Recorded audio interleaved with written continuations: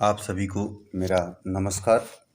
मैं एस के Tiwari NCERT solution के यूट्यूब चैनल पर आपका स्वागत करता हूं। आज हम लोग कक्षा 8 की गणित परिमेय संख्याएं उदाहरण और एक्सरसाइज के क्वेश्चंस को देखेंगे।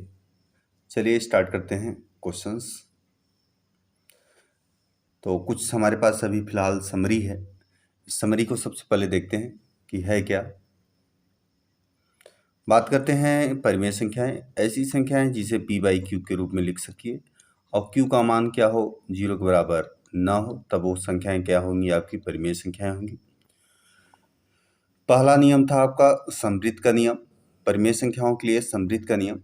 समवृत्त का नियम किस पर लगता था? जोड़ पर, घटाव पर और गुणा पर। यानी अगर हमारे पास में परिमेय संख्याएं दी हैं और परिमेय संख्याओं के साथ में परिमेय संख्याओं को जोड़ा जाए तो आपका मान भी परिमेय संख्या आनी चाहिए। तो इस तरह से आपकी समवृत्त का नियम लगता था। दूसरा नियम क्या लगता था आपका? क्रम विनिमय और साहचर्य का नियम। क्रम विनिमय का नियम क्या होता था? अगर हमारे पास दो संख्याएं दी हैं a और b, तो a में अगर b को जोड़ा गया, चाहे b में a को जोड़ा जाए, मान तो वही आना चाहिए। तो योग पर लगता था क्रम विनिमय का नियम। किस पर लगता था? योग पर, परिमेय संख्याओं में। और क्रम विनिमय का नियम लगता था गुणा पर। a में चाहे b का गुणा किया जाए, चाहे b में किसका गुणा किया जाए, a का किया जाए, मान वही आएगा। साहचर्य का नियम क्या होता था परिमेय संख्याओं के लिए? साहचर्य का नियम क्या कहता था? अगर पहली परिमेय संख्या है आपका, दूसरी परिमेय संख्या है और तीसरी परिमेय संख्या है, यानी तीन का यहाँ तीन संख्याओं से लेना देना था। तो अब यही तीनों संख्याएं फिर से लिखिए आप। और साहचर्य के नियम में क्या करते थे हम? b और c में यहाँ ब्रैकेट लगा दीजिए। यहाँ तक क्या लग जाता था? a और b में। या गुणा के लिए भी होता था साहचर्य का, a b c आपस में तीनों गुणा है। चाहे आप b c पर ब्रैकेट लगाइए और चाहे आप इधर ले आइए तो a इंटू b पर ब्रैकेट लगा के फिर ब्रैकेट लगाइए, फिर लिख दीजिए क्या? c। दोनों पक्ष में मान बराबर ही आएंगे आप हल करेंगे तो। अगली बात है योज्य तत्समक क्या होता है? किसी भी संख्या में, किसी भी परिमेय संख्या में अगर हम शून्य को जोड़ दें, परिमेय संख्या में अगर शून्य को जोड़ दें तो परिमेय संख्या ही प्राप्त होनी चाहिए, यानी वही संख्या आनी चाहिए। अगर हम 1/2 में शून्य को जोड़ दें तो 1/2 ही प्राप्त हो, तो शून्य क्या है? योज्य तत्समक है। किसके लिए? परिमेय संख्याओं के लिए। अगली बात करते हैं गुणात्मक तत्समक क्या होता है? यानी किसी भी परिमेय संख्या में अगर 1 से गुणा कर दिया जाए तो वही परिमेय संख्या प्राप्त होगी। तो गुणात्मक तत्समक कितना होता है? 1 होता है। 1 का गुणा करने पर संख्या में के मान में कोई परिवर्तन नहीं होगा। अगला नियम है वितरण का नियम। वितरण कहने का मतलब यह है कि a b c तीन परिमेय संख्याएं दी हों आपको, a इंटू बी प्लस सी अगर दिया हो, a इंटू बी प्लस सी, देखिए a इंटू बी प्लस सी का मतलब है a के बाद में ब्रैकेट लगा और b प्लस सी लिखा गया, तो इसको क्या लिख सकते हैं? a के साथ में पहले b का गुणा ए बी, फिर a के साथ में c का गुणा यानी ए सी। वितरण का नियम इधर से इधर भी लगेगा, उल्टा भी लगेगा और इधर से उल्टा भी। a into b minus c लिखा है, a into b minus c, तो क्या लिख सकते हैं इसको? A b minus a c, a b minus a c. अगली बात है कि अगर दो परिमेय संख्याएं दी हो हमारे पास, जैसे 1/2, 3/7, तो इनके बीच में अनंत अपरिमेय संख्याएं निकाली जा सकती हैं। अनंत अपरिमेय संख्याएं निकाली जा सकती हैं। तो ये समरी थी। अब अगली बात करते हैं उदाहरण नंबर 1 की। उदाहरण नंबर 1 है हमारे पास में। चलिए देखते हैं उदाहरण नंबर 1। दिया हुआ है 3/7 plus minus 6/11 plus minus 8/21 bracket लगाइए प्लस 5/22। ये हमारे पास अंक दिए हैं। इसको ज्ञात करना है यानी हल करना है। तो क्रम विनिमय और साहचर्य का नियम लगेगा शुरू में, क्रम विनिमय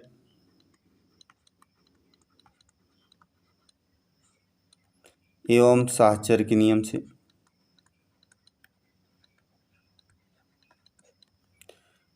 तो क्रम विनिमय में हमारे पास सबसे पहला नंबर है 3/7। अब क्रम को बदलेंगे, देखा बटे में 7 है तो 7 दूनी 14, 7 त्रिक 21, यहाँ 21 है। ये दोनों आपस में हल करने में आसानी होगी, तो आप इसको लिख सकते हैं क्या, प्लस माइनस 8/21, इसमें ब्रैकेट लगा दीजिए। अगला प्लस माइनस 6/11 है और प्लस कितना लिखा है आपका 5/22। अब इसको आप आगे हल कर सकते हैं। 7 और 21 का एलसीएम लेंगे, कितना होता है, 21 ही होता है। और 11 अगर 22 का एलसीएम लीजिए तो कितना होता है आपका, 22 होता है। 7 त्रिक 21 होता है, 7 का पहाड़ा 3 बार पढ़ेंगे तो 21 आता है, इसलिए 3 में 3 का गुणा करेंगे तो कितना हो जाएगा, 9। ये देखिए प्लस और माइनस है, दो चिन्ह है तो क्या चिन्ह लगेगा यहाँ पर, माइनस लगेगा। प्लस माइनस माइनस होता है, आपस में गुणा करेंगे। 21 से कम 21 तो 1 का गुणा करेंगे 8 के साथ में तो कितना आएगा, 8 ही आएगा।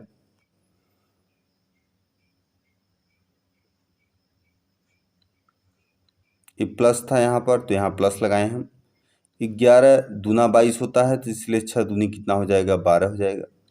तो -12 लिखेंगे क्योंकि हमको चिन्ह भी तो लेना है। प्लस 22 से कम 22 तो यहाँ 5 एक कम कितना हो जाएगा आपका, 5। हल करेंगे, 9 में से 8 घटाएंगे तो कितना बचेगा, 1/21। देखिए अब यहाँ पे भी ध्यान देंगे, ये आपका 12 है, 5 है, घटेगा तो कितना आ जाएगा आपका -7 और माइनस और प्लस गुणा हो जाएगा तो कितना आ जाएगा, -7/22। 21 और 22 का एलसीएम लेंगे, 21 और 22 का आपस में गुणा करेंगे तो आएगा 462 और इसका एलसीएम भी निकलेगा 462। आप एलसीएम निकाल लीजिए। इसके बाद 1 के साथ में किसका गुणा होगा, 22 का। 1 के साथ में किसका गुणा होगा, 22 का, माइनस का चिन्ह लगेगा। और 7 के साथ में गुणा होगा किसका, 21 का। क्यों, क्योंकि हमने 21 का गुणा पहाड़ा पढ़ा है 22 बार तो कितना आया है आपका, 462, इसलिए यहाँ पे लिखेंगे हम 22। अब 22 का पहाड़ा 21 बार पढ़े हैं तो कितना आया है आपका, 462, इसलिए यहाँ पे लिखेंगे 21। आगे हल करेंगे, 22 से कम 22 माइनस 7 एक कम 7, 7 एक कम 7 और 7 दूनी 14 -147 और 400 नीचे कितना आ गया, 62। घटा देंगे 147 में से 22 को तो कितना आएगा आपका, -125/462। तो ये हुआ आपका उदाहरण नंबर फर्स्ट। चलते हैं सेकंड पर। उदाहरण नंबर सेकंड है आपका दूसरा उदाहरण। दूसरा उदाहरण लिखा है -4/5 गुणे 3/7 गुणे 15/16 गुणे -14/9। यहाँ हम लगाएंगे नियम को, क्रम विनिमय और साहचर्य नियम यहाँ भी लगेगा आपका। क्रम विनिमय और साहचर्य,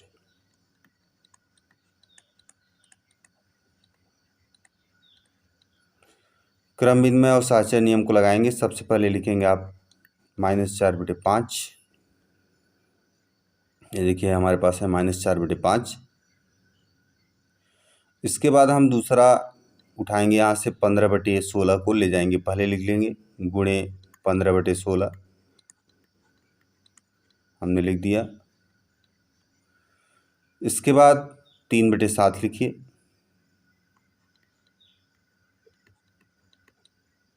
इसके बाद हमारा लिखा जाएगा -14/9।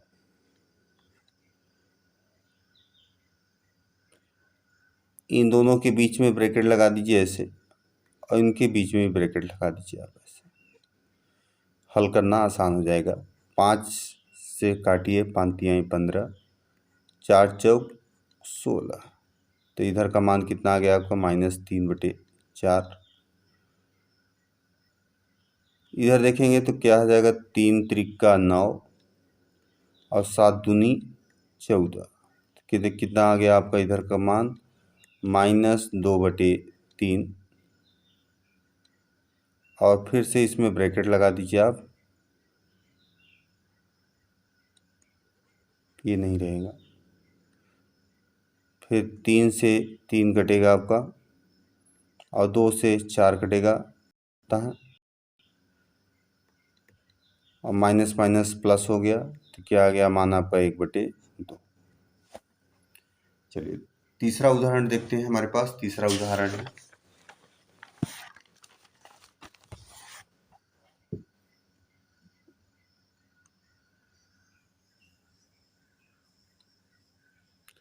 लिखा है 2/5 गुणे -3/7 -1/14 -3/7 और गुणे 3/5। सबसे पहले आप क्रम विनिमय नियम को लगाइए।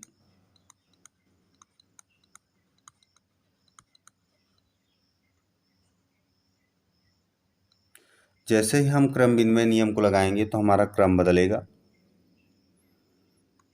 हमने लिखा 2/5 गुणे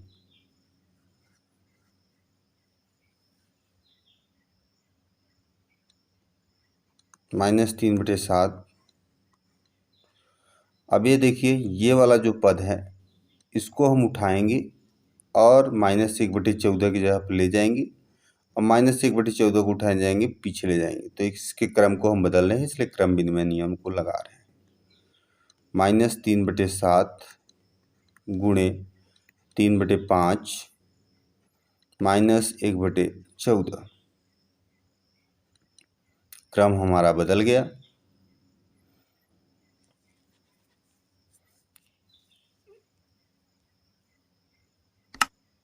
क्रम बदल गया। अब आगे हम हल करेंगे, वितरण का नियम लगा देंगे। किसका नियम लगाएंगे? वितरण का नियम, यानी इसको बोलते थे वितर्कता का नियम। तो कैसे लगता है? ये देखिए, ये दोनों पद एक हैं और ये दोनों एक हैं, यानी कह सकते हैं कि 2/5 गुणे -3/7 एक पद है, और 3/7 गुणे 3/5 एक पद है। तो यहाँ पे ध्यान दीजिए आप, -3/7 को, क्योंकि यहाँ -3/7 है, इसको हम क्या लिख सकते हैं? इसको हम लिख सकते हैं 2/5 गुणे -3/7। जैसे ब्रैकेट लगा है वैसे यहाँ भी ब्रैकेट लगा दीजिए आप, -3/7, और यहाँ प्लस कर सकते हैं, क्योंकि प्लस माइनस कितना होता है? माइनस होता है। तो ये चीज़ कर देंगे हम, और गुणे कितना हो जाएगा? 3/5 -1/14। अब हम ध्यान देंगे कि यहाँ भी 3/7 है और यहाँ भी 3/7 है, और एक पूरा पद गुणा है और एक पूरा पद गुणा है। तो -3/7 कॉमन ले लीजिए। -3/7 हमने कॉमन ले लिया, तो क्या बचा हमारे पास? 2/5 गुणे 3/5। तो गुणा का चिन्ह नहीं आएगा, 2/5 प्लस 3/5 आएगा, क्योंकि हमने यहाँ बीच में हमारा चिन्ह किसका है? प्लस का है। तो यहाँ क्या आएगा आपका? प्लस आएगा। किसका चिन्ह आएगा? प्लस आएगा। ब्रैकेट लगाना बंद कर देंगे, और इसके बाद में एक अंक और बच रहा है, क्या? -1/14। -1/14 हम लिख देंगे। आगे हल करेंगे। देखिए, 2/5 और 3/5 जोड़ना है इनको, इनके हर समान है, इसलिए एलसीएम लेने की ज़रूरत नहीं है, डायरेक्ट आप जोड़ दीजिए इसको। 3/7 ऊपर में ऊपर जोड़िए, गुणा का चिन्ह लगेगा। ऊपर में 3 में 5, 3 और 2 जोड़ेंगे तो कितना आएगा? 5, और नीचे भी 5 और 5 है, तो एलसीएम तो लिए नहीं है, तो क्या हो जाएगा? 5 -1/14 किए हम, 5 से 5 कैंसिल हो गया, तो कितना बचा आपका -3/7 -1/14। अब यहाँ पे हमारे पास में 7 और 14 का एलसीएम कितना होता है 14, तो 7 दूनी 14, तो 3 दूनी कितना होता है 6, 14 एकम 14, तो यहाँ कितना आएगा 1, तो यहाँ कितना आ गया -7/14, 7 दूनी 14 होता है, तो कितना आ गया -1/2, कितना आएगा आंसर इसका -1/2।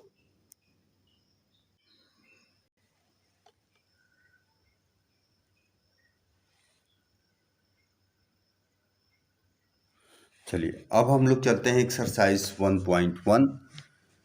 दिया है निम्नलिखित प्रत्येक में गुणन के अंतर्गत उपयोग किए गए गुणधर्म का नाम लिखना है। क्या गुणधर्म लग रहा है? ये देखिए, हमने क्या बताया, किसी भी संख्या में एक का अगर गुणा करेंगे, किसी भी संख्या में एक का गुणा करें, किसी भी संख्या में एक का गुणा करें तो मान वही आ जाए।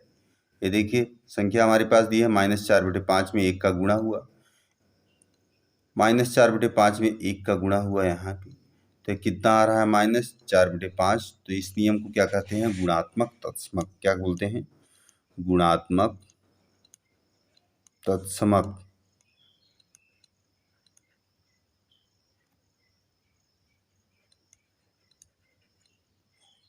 तो पहले वाले में लगा आपका गुणात्मक तत्समक। दूसरा देखेंगे, -13/17 दिया है गुणे -2/7, और यहाँ क्या दिया -2/7 -13/17। देखिए, ए है और ये क्या है, बी है, ए है और बी है। यहाँ क्या हुआ, ये बी पहले आया, ए बाद में गया, और दोनों के बीच में गुणा ही है। तो ऐसा नियम जो होता था हमारे पास क्या था? क्रम विनिमय, क्रम बदलता था। क्या बोलता था? क्रम विनिमय। तो दूसरे वाले में कौन सा नियम लगा? क्रम विनिमय। तीसरा क्वेश्चन है हमारे पास -19/20, -19/20। अब -19/20 में गुणा हुआ किसका? -19/29 लिखा है, सॉरी 29 लिखा है। कितना लिखा है आपका? 29। -19/29 गुणे 29/19। देखिए यहाँ पे क्या है, अगर a/b गुणे b/a, माइनस के साथ में चिन्ह आ रहा है, तो ये देखिए, अगर किसी भी संख्या में ऐसी संख्या का गुणा किया जाए कि उसका गुणन का मान कितना आ जाए? 1 आ जाए, तो इसको क्या बोलते हैं? गुणात्मक प्रतिलोम। गुणात्मक प्रतिलोम। गुणात्मक प्रतिलोम का मतलब ये है कि किस परिमेय संख्या में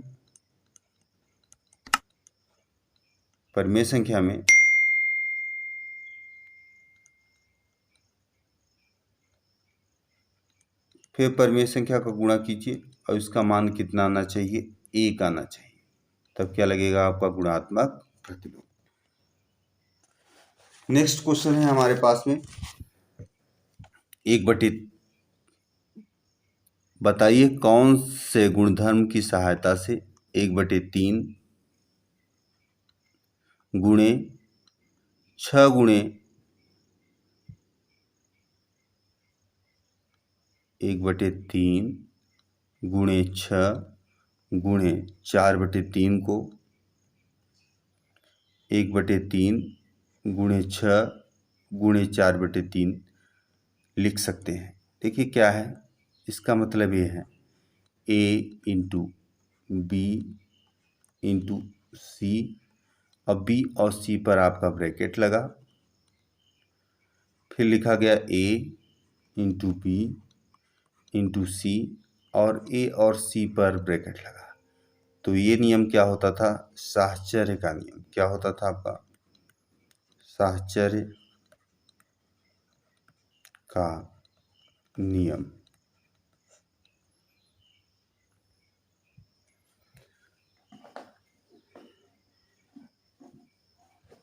तो आज हमारी प्रश्नावली 1 और अध्याय 1 समाप्त होता है। अगर हमारा वीडियो आपको अच्छा लगे तो वीडियो को लाइक कीजिएगा, चैनल को सब्सक्राइब कीजिएगा और अन्य दोस्तों तक हमारे वीडियो को अवश्य फॉरवर्ड कीजिएगा। वीडियो देखने के लिए आपका बहुत बहुत धन्यवाद।